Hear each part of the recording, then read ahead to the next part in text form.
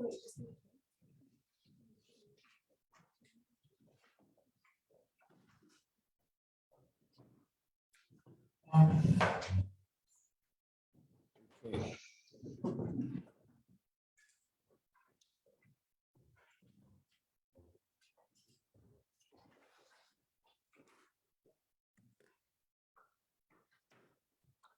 So we finished off is 5, the fifth chapter, which is on page 134.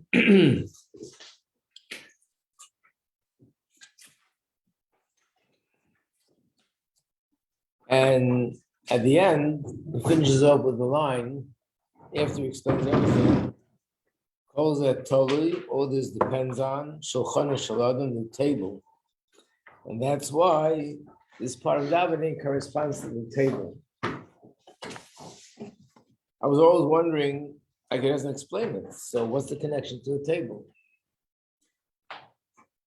Doesn't give me any explanation, doesn't elaborate on it. There are not too many other Maimorim that talk about the same subject that we can sort of compare. But there's one place where it gives a little, maybe 2 words of explanation, which helps us see what it's saying. And the reason why he doesn't explain it, because it's very simple. Apparently what he's saying is that the table, meaning literally the table where we sit and eat, has everything to do with what he just explained there.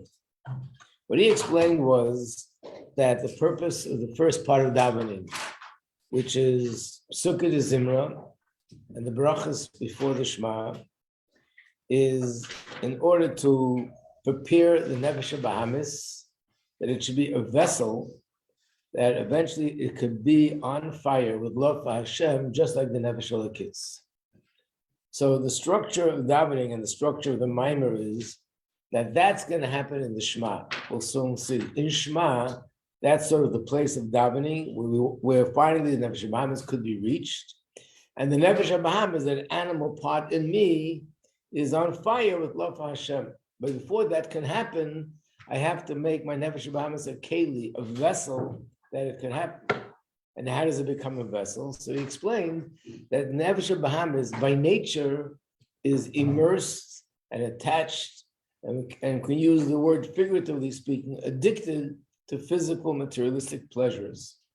And if you're into physical materialistic pleasures, you're not a keli to be passionate about godliness. These are 2 opposite things.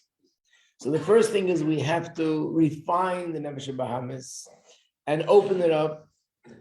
We have to get the Nefesh Bahamis to become less attached from the place where he was before and become open to be able to receive something godly. And as a result of that, be on fire with love for Hashem. He gave the mashal of carving out a piece of wood. First, you have to carve it out from the outside. Then you have to carve it out from the inside.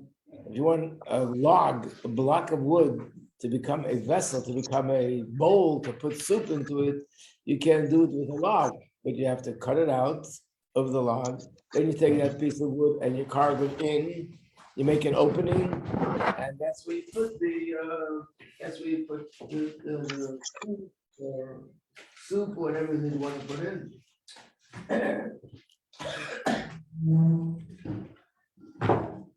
So the first part of davening is all about that, making Nefesh Bahamis more refined.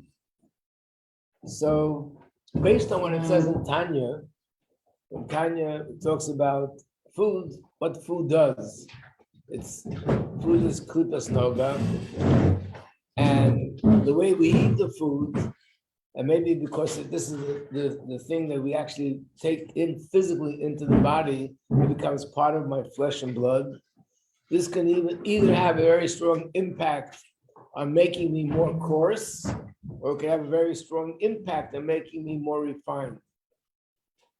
And that's why in Torah there's so much emphasis on eating food that's kosher and eating food the right way, because when you eat it the right way, it refines the person. If you eat it the wrong way, it actually does the exact opposite. It makes the person more coarse. So what is the right way? The right way is, first of all, that you're eating food that's kosher. So Hashem gave us all these laws about kashrus, and people are scratching their heads to figure out scientifically what's wrong with this food, what's wrong with that food.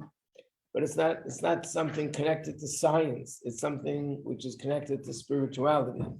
Those foods that the Torah says that they're not kosher means there's something spiritual in it that's negative. And therefore, when I eat that food, that will reinforce and that'll strengthen the negativity in my body, in me. And therefore, I become more coarse. I become more attracted and more interested and more passionate about physical and materialistic pleasures or things that are not even permissible. On the other hand, if a person eats only kosher food and eats the food the proper way, which means I make the bracha before and I make the bracha after, we eat in a refined way, the way the Torah prescribes how a person eats in a more refined way. There's a famous Rambam, the Rebbe quotes this often.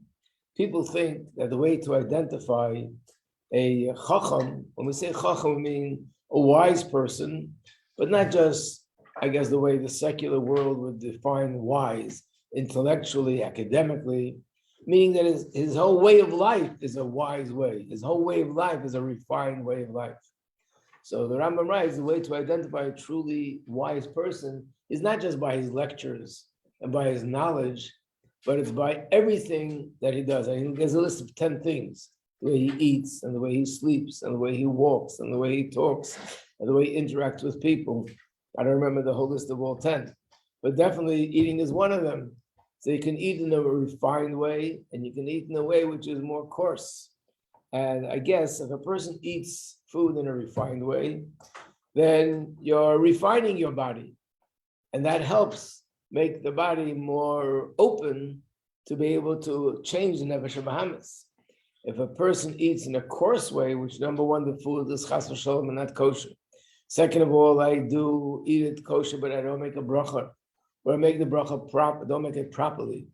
Really, when you make a bracha, you're saying very important things, very important words. But very often people say the bracha and you can hardly hear, the person themselves doesn't even know what he just said. It was once a chassid of the Tzemach Tzedek. He was one of the biggest chassidim in his generation. Every time he made a bracha, he would put his hand on his forehead, he would pause for a moment, and then he made the bracha. So somebody once asked him, what is he doing? And he said that when he became bar mitzvah, his father brought him to the Tzemach Tzedek.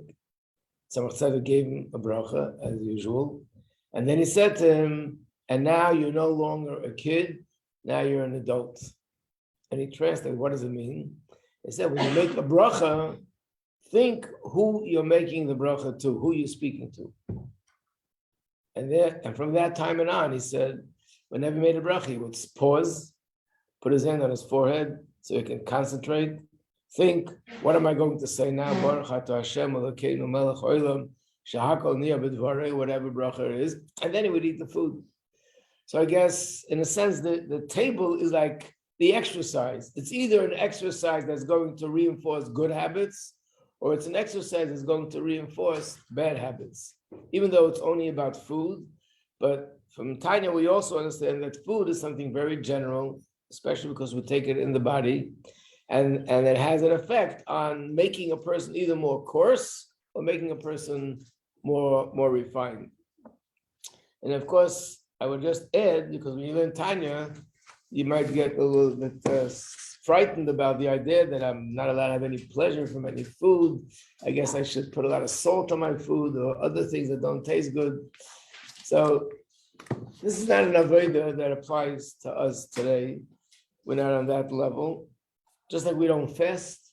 If we would be fasting the way people fasted years ago, not only this wouldn't strengthen us spiritually, it would weaken us. You feel good, have headaches, you become weak, and your mood would go down. You wouldn't be able to do the things that you're supposed to do to serve Hashem. And the same thing is with the food. If anybody would take it upon himself, that's it. I'm not going to eat anything that tastes good.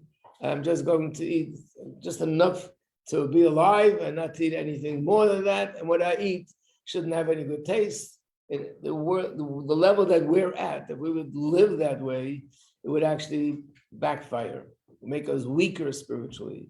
It would make us weaker spiritually. It would put us down and put down our mood. So for us, the normal eating is normal.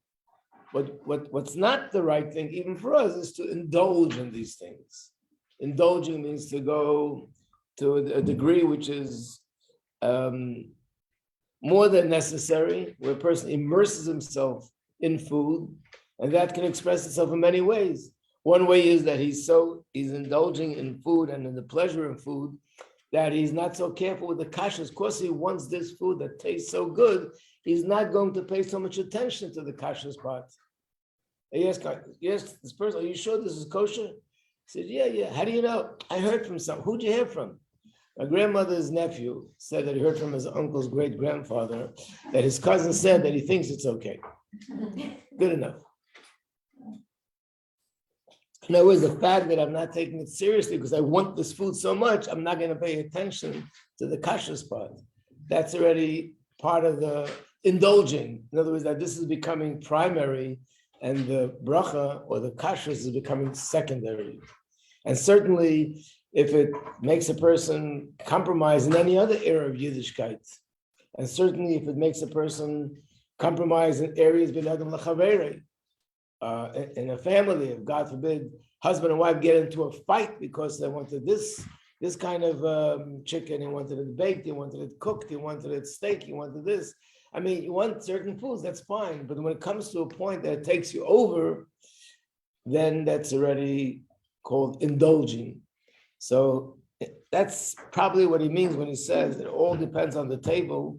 Doesn't explain it because it's very simple. If a person eats in a refined way, that's like a refinement exercise that refines the person, refines the nefesh bahamis, and this part of the davening will be more successful.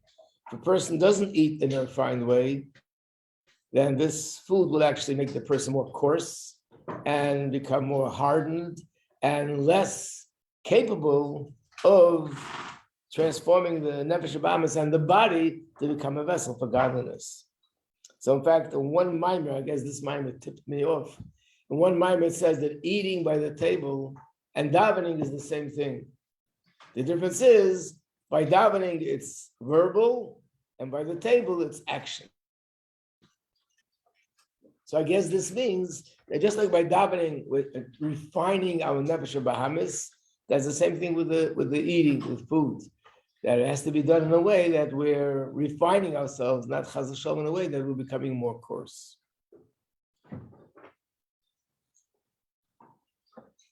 Baal Shem Tov would often send his students to learn how to serve Hashem from other people. And because he was so much praising the simple Jews, you probably know that in the times of Baal Shem Tov, people very much put down those simple Jews.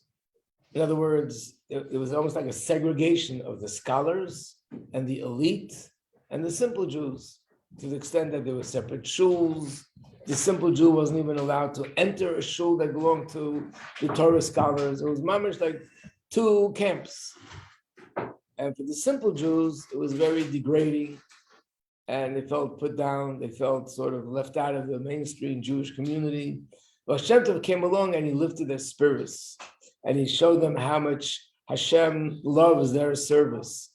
And even though they have this simplicity, nevertheless, it's very precious to Hashem. Many stories to bring that out. So there were times when the Baal Shem Tov would even send his greatest students to some simple Jew to learn something about how to serve Hashem. So one time, he sent one of his students to learn from a simple Jew, didn't tell him what, just go. He went to this person, and this person was built very big and heavy, and he spent some time with him. When they come home to eat, he ate in a way like he never saw this in his life. Loaves of bread, meat, he stuffed it down as if he hasn't eaten for 40 days. And he's thinking, well, Shem Tov sent me to learn from him. What am I supposed to learn from this? Maybe something happened today. The next day, the same thing. Every day, that's the way he eats. So finally he said to him, how come you're eating so much food? So he said that there was once an incident that happened with his father, that he was going home from work and walking through the woods, and he was attacked by some people, and they were trying to force him to accept Christianity, that an idol, he should kiss the idol and he should accept it. And it was only with a tremendous struggle that he was able to fight them off, and he was able to save himself. So he said, so since then, I eat, so I should be strong, that if ever this ever happens, I'm going to have enough kayach, I'll be strong enough to fight them off and not allow them to, God forbid, put me in this kind of situation. What he meant to show them about Shem was, here's a person who's a simple Jew. He's eating, which otherwise you would consider this like a very coarse way of eating. But the truth is, every bite that he took into his mouth was for the purpose that he should be strong, that he should be able to fight off any enemy and not have to go through the test of Chas v'Shalom, considering giving up his Yiddishkeit. So therefore, his eating was l'shem shamayim. And for us, when a person eats with the general thought to be healthy, to be strong, so I can live a healthy life, I can serve Hashem properly, then that's also a refined way of eating. You know that the Hatzalah ambulance stands in front of 770. And the first time ever they made a dinner in honor of Hatzalah. People should come, donate money, because it's all volunteers. So the Rebbe spoke about it and was urging people to give. But then the Rebbe said that the reason why the Hatzalah ambulance is standing in front of 770 is never to be used. It's just standing there, and it's sort of telling you, just make sure to eat healthy, to sleep healthy, to do everything healthy. Otherwise, you might have to end up using this truck. So it's preventive, not chas v'shalom, that we should ever have to use it. So this is the shulchan. Now we come to the kisei. This part of the Maimer is a little bit more words that are harder to follow, the Kabbalistic. The next part, it goes back to easy language. So we'll do it a little bit slower, try to explain whatever we can. Everyone have a Maimer? You have a Maimer? No? So on page 135. Okay, Baruch Hashem, we took care of Psukkah Zimra, the Krishma, now we're up to Shema.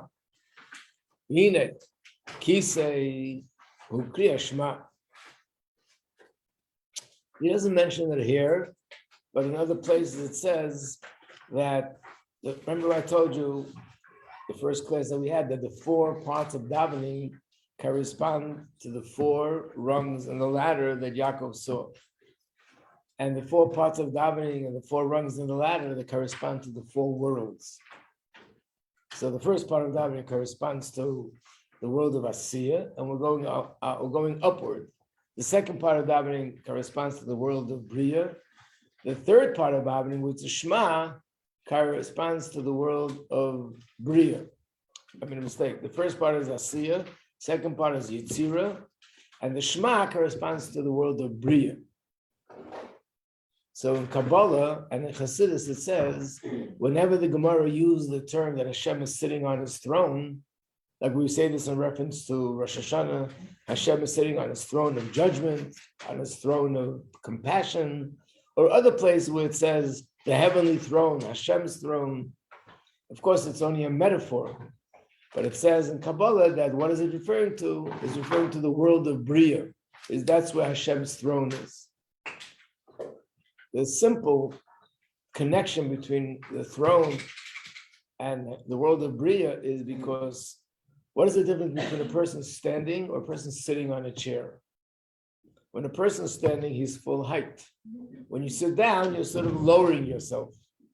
Now you're lower. But Hashem, the world of Atzilus, that's where everything is pure, everything is high, everything is pure spirituality. The first world where things start becoming lower is the world of Bria. So that's called Hashem's throne. And even in Halacha, when you're in Shmoneh Esrei, you're supposed to be standing. That's the world of Atzilus. When you say the Shema, it's better to say it's sitting. That's the Halacha. But the deeper reason for it, because Shema corresponds to the Hashem's throne, to the world of the chair. And he's going to explain it here and a little bit different, but that's how he starts. Shema is the chair. The parasha is showing the Kriya Shema. What's the first part of the Shema? We started by saying Shema Yisrael, Havaya Elokeinu, Havaya Echad. It means Shema Yisrael. We know the word Shema doesn't mean just to hear with your ears, like physically hearing a voice. But even in the pasuk, Shema means to listen and understand. We find that the term listening means, sometimes it means to listen physically, just to hear what the other person is saying. And sometimes it means I hear what you're saying, I hear and I understand what you're saying. So Shema means to listen and to hear. Ayid derher, as Havaya Elokeinu, as Havaya Echad. So this is Yiddish, but in Yiddish, the word for hearing is interesting. It's similar to English. The Yiddish word to hear something is heren, similar to hear. Then there's another word called derher. And what is the difference? To hear something means that you hear it, and the Hebrew word, the Yiddish word derher means that it penetrates. I once saw a sign. It says, when you scream at me, I hear you. When you talk to me, I listen. Maybe that's the difference between hearing and listening. So it means that I not just hear you, I process what you're saying, and I get it, and it's penetrating my mind. That's what Shema Yisrael means. Shema Yisrael, Yid hears, and in his mind this penetrates, that what? That Hashem Elokeinu is Hashem Echad. I was going to explain what that means. Hine Yisrael, the word Yisrael, generally speaking, means Yidden, but specifically Koi al Nefesh Elokis. It's alluding to the Nefesh Elokis, the godly soul. She Chelek Elika Mimal Mamish. And the godly soul, as it says in Tanya, is a soul that comes from Hashem. It's like part of Hashem. Hashem blew the soul into us. Tevas Yisrael, this word Yisrael can be divided into two words. Yashar, Keil. Yashar means straight, and Keil is Hashem. But he's going to explain what the two words would mean. And Nefesh Elokis B'chinas Keil. So Keil is Hashem's name. The reason why the Nefesh Elokis is called Yisrael, because it's part of Hashem. So the name Keil is something which is suitable. What's the Lamed? Aleph Lamed. So the Keil is Hashem, but what is the two letters, Aleph and the Lamed? Lamed, Heimamid is Nefesh Elokis. The Lamed is alluding to the emotional attributes of the godly soul. What's the connection between Lamed and the emotional attributes? So there are times when we talk about the emotional attributes and we say there are 7. There are also times that we say there are 3. The only difference is it's just how you're sort of referring to it in a more general way, in a more specific way. For example, when we say there are 3 emotional attributes, it's Chesed, Gevura, and Tiferes. When we say there are 7, we're not talking about something else. It's the same 3 things, but now we're breaking it down a little bit more to details. In more details, there's also Netzach, Hoid, Yesod, and Malchus. So he was saying now the reason why we're referring to it as Lamed 30. Lamed is the gematria 30. And 30 is in essence 3. Tell me when you're getting confused. The reason why 30 is 3 is because all the numbers in Torah, by the way, whenever the Torah talks about anything has to do with numbers, there's so many numbers in Torah. This is 30, this is 40, this is 50, this is 52, this is 42. They had 42 journeys in the Midbar, and they had 40 years that they spent in the Midbar, and they count 50 days to the Omer, and there was 40 days for Matan Torah. All these numbers, especially when you learn about the Mishkan, this is 2.5 amos, this is 10 amos, this is 20 amos. All these numbers are very significant, and they all correspond to spheres. And basically, it means that this and this part of the Beis Hamikdash that was built because it corresponds to the sphere. That's why it's built in a kind of a structure that has 20, and this has 10, and this has 2.5, and this has 5. It's all connected to spheres. So there are numbers that are single numbers, and then when there are larger numbers like 30 or 50 or 40, so very often the way Chassidus explains it is that really there are 7. Let's say this. Let's talk about spheres Omer. We count the Omer, 7 weeks, and the reason why it's 7 weeks is because there are 7 emotional attributes that need to be refined. So why is it 49 days? It should be just 7 days. The answer is because every one of the 7 contains in it all the 7. So therefore, it's altogether it's 49. 7 times 7. When you have a number like 100, so explained in Chassidus, it means the 10 spheres. But being that all the 10 contain in each one contains all the 10 in it, 10 times 10 is 100. When it says that Yidden are 600,000, it's also the same thing, that it corresponds to the 6 emotional attributes, but it's how the 10 contain the 10 and the 10 more 10, and goes on, in more detail. And of course, in every situation is an explanation. Why are you being more general here? Why are you being more detailed there? It depends on what you're talking about.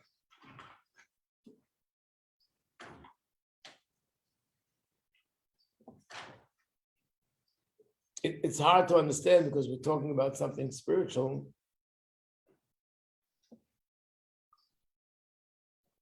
But maybe I'll give a mashal. You're living in a town, and the people who run the town are thinking about something they need to do to provide for the people in the town. So it depends what it is.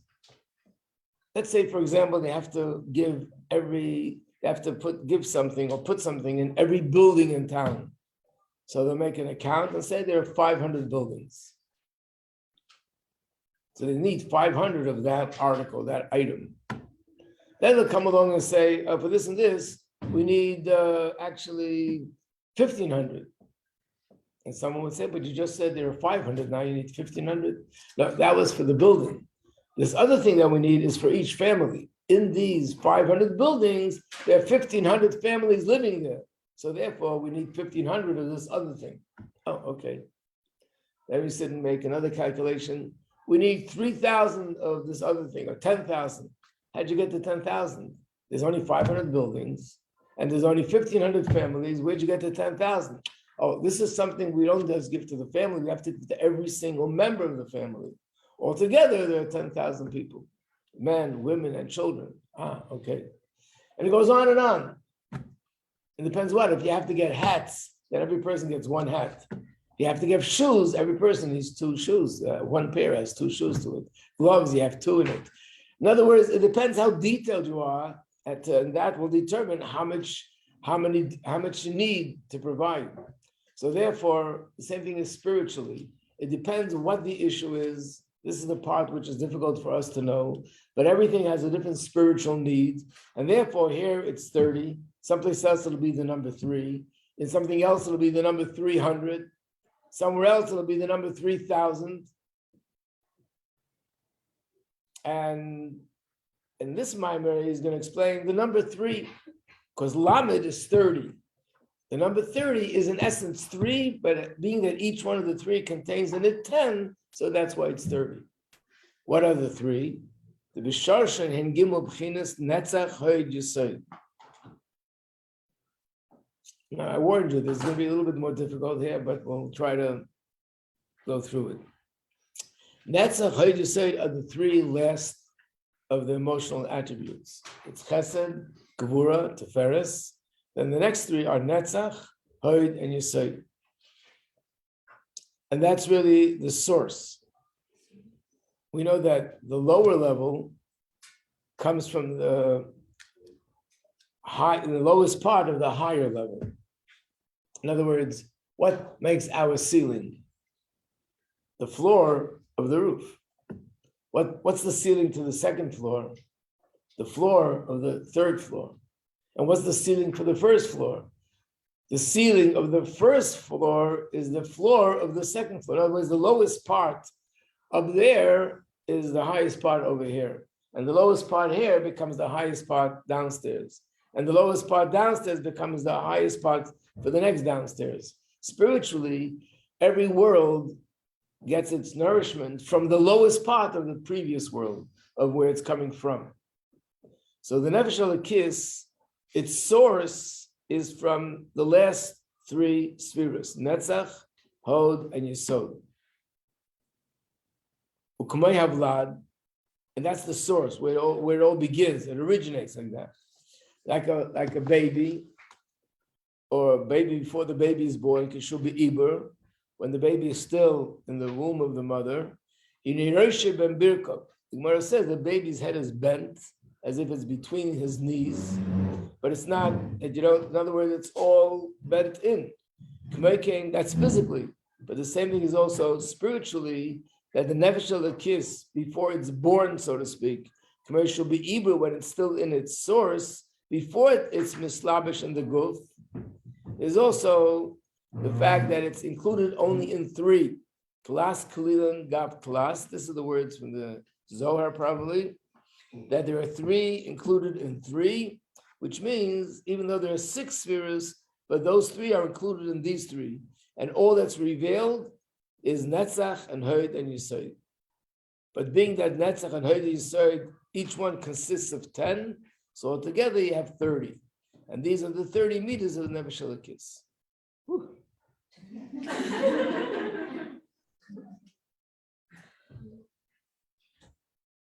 Everybody got off the train in the middle, or are you still holding up? What? Say it again. So what he's saying is, maybe we'll do something on visual. Maybe it'll help a little bit. Let's see.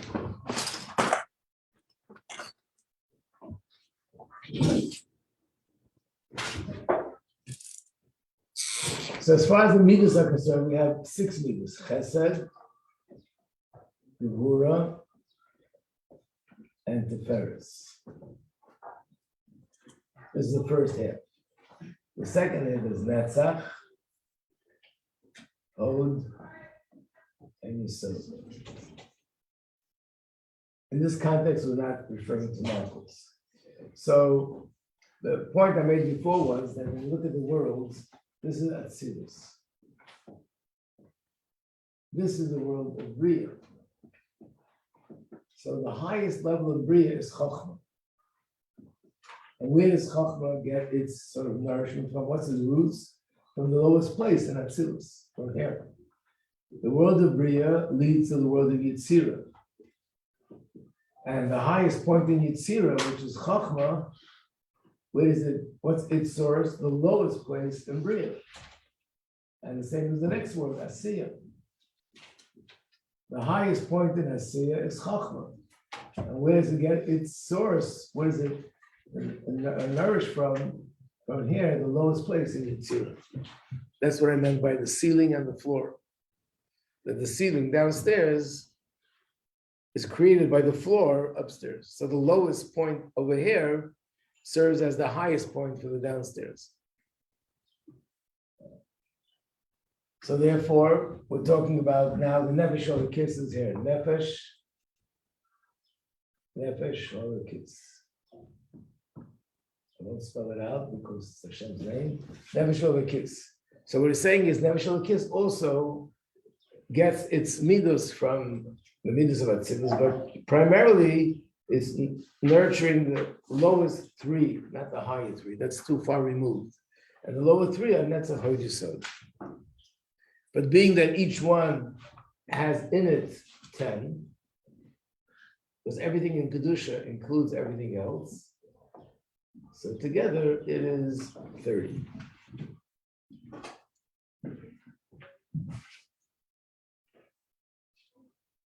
So we're not explaining much, but we're just at least understanding what he's saying, that the Nefesh Elokis gets its chayes from these three, which was 30, and that's what's hinted in the Lamed, that Nefesh Elokis is called Yisrael, The Lamed represents the source of Nefesh Elokis, which is Hashem's attributes, but specifically these three.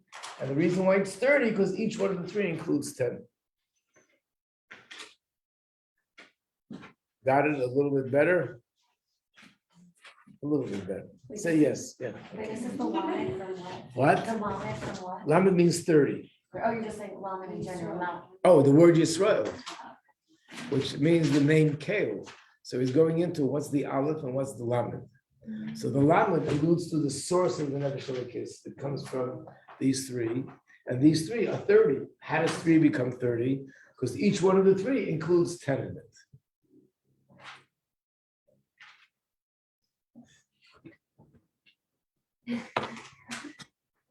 If you think this makes you dizzy, read one page in the Kutul Levi Yitzchak on his father. Yeah. Want to say something? Yeah.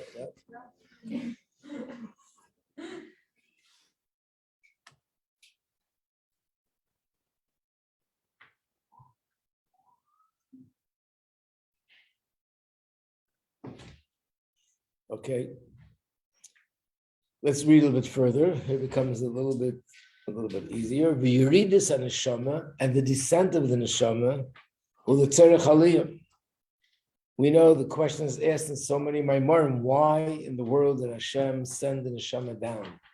The difference between the neshama down here and the way the neshama was when it was up there is an immeasurable distance. The neshama up there was in a spiritual world, surrounded by goodness and godliness, and the neshama was basking in Hashem's presence. And then Hashem takes that neshama, sends it down to this world, which is the lowest of all the worlds. In this world itself, the neshama is invested in the nefesh habahamis.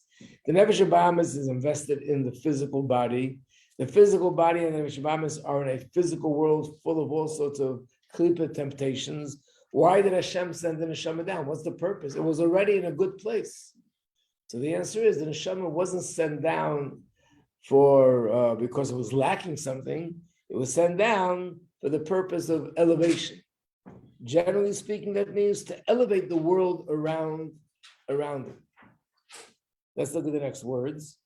That the purpose of the neshama is aliyah hanasis aydei avedus and nefesh elokis lamata.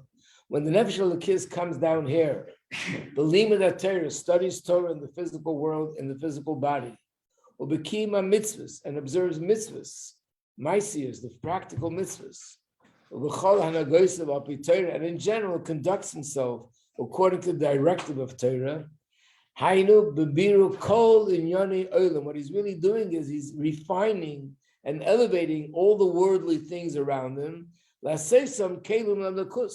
So when a person is sitting by the table, like we said before, and eating in a proper way, the table becomes a vessel for godliness.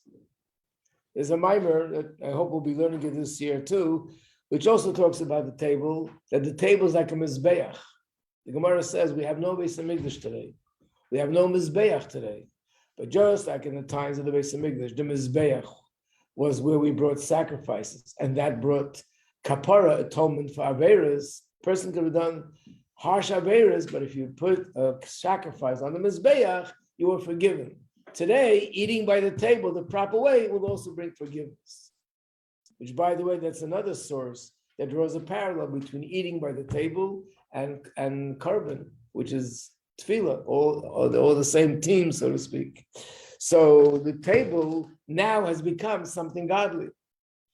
I put on my clothes, and I'm careful that what I put on doesn't have shatnez. I put on tznius. I put on that it's something that I didn't chas v'shalom use dishonest money to get it. Everything is according to Torah. So the clothes that I put on become a vessel for godliness. I sit down by a table and I'm learning Torah, I'm davening. That table, the room becomes a vessel for godliness because I'm using it in a proper way. Zehu Aleph, and this is what the Aleph stands for. The Aleph represents Hashem, but the Aleph means Nasinas Kayach Mamayla. This is a very heavy avodah to transform the physical, materialistic, coarse, klippadic world and transform it into light. So we need the Aleph. The Aleph is Nasinas Kayach Mamayla. Hashem empowers us to do the Avedas Habirurim, this Aveda of elevating and refining the world. Birurim means to elevate and refine. This is the oath. So you know that the Tanya begins with that oath. And when you start Tanya, the famous question is, what is the purpose of this oath? If it's for the Nefesh Elokis, it doesn't need an oath. The Nefesh Bahamas doesn't get the oath. So what's the purpose of the oath? The oath is given to the godly soul before it comes down.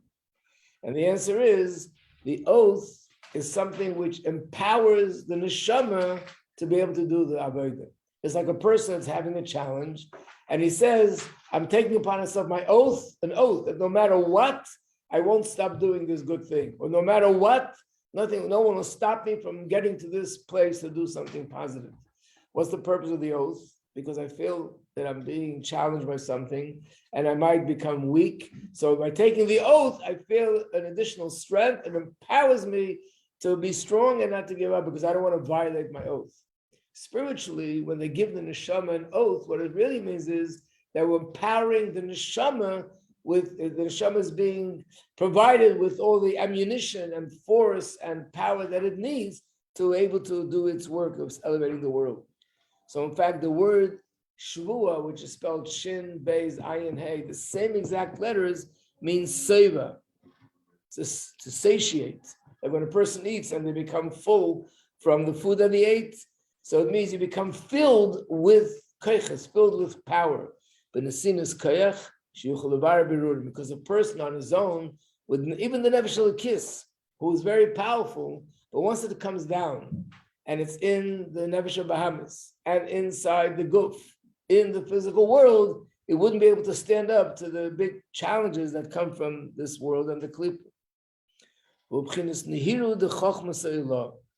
This is clearly a term in Kabbalah, that is a light that shines from Hashem's Chokhmah, and that light is what we absorb, and that empowers us to be able to do this Avodah. So that's the Aleph. So Aleph Lamed, to sum it up, Lamed represents the emotional attributes of the Nefesh Elokis, and its purpose is to come down here and refine the world. But how can I do this work? Only with the help of Hashem, that He's empowering me, and that's the Aleph. And when does He empower me? Before the Neshama even comes down, the Neshama is giving it an oath, and that's the empowerment for the rest of the life of this person, that he'll be able to stand up to the challenges and elevate the world.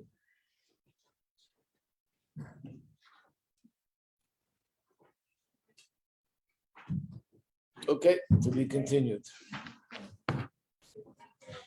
You're welcome.